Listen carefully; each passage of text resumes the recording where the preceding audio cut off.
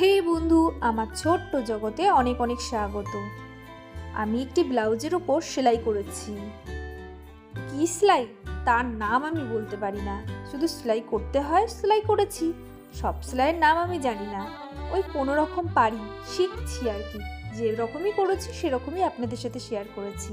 ভালো লাগলে ছোট্ট করে একটা লাইক করবেন।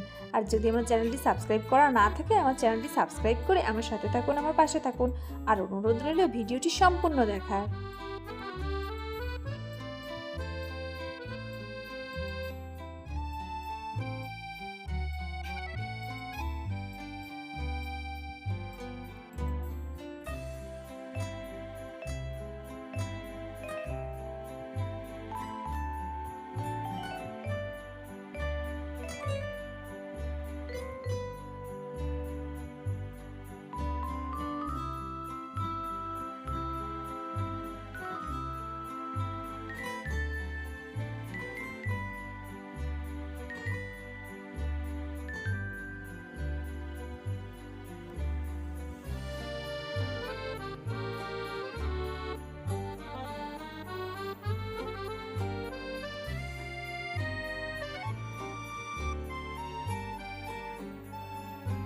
আমি এখানে প্রথমে পেন দিয়ে একটু এঁকে নিয়েছিলাম, তারপর সেলাই করেছি।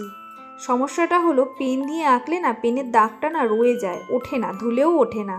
তাই পেন দিয়ে না এঁকে পেন্সিল দিয়ে আঁকাই ভালো। অনেক সময় হয় কি, পুরো সুতো যদি ভরাট না থাকে, একটুখানি যদি ফাঁকা থাকে, তাহলে পেনের দাগটা দেখা গেলে না বিচ্ছিরি লাগে দেখতে। জানেন তো বন্ধু, এই ব্লাউজের উপর সুতোর কাজ করার সময় আমার কিন্তু প্রচুর ভুলভ্রান্তি হয়েছে। তবে নিজেকে এই বলে সান্ত্বনা দিয়েছি যে কাজ করার সময় তো একটু আধটু ভুলভ্রান্তি হয়ই, তাও সেটাকে শুধরে নেওয়ার দায়িত্ব আমার নিজেরই, যেহেতু আমি কাজটা করতে বসেছি।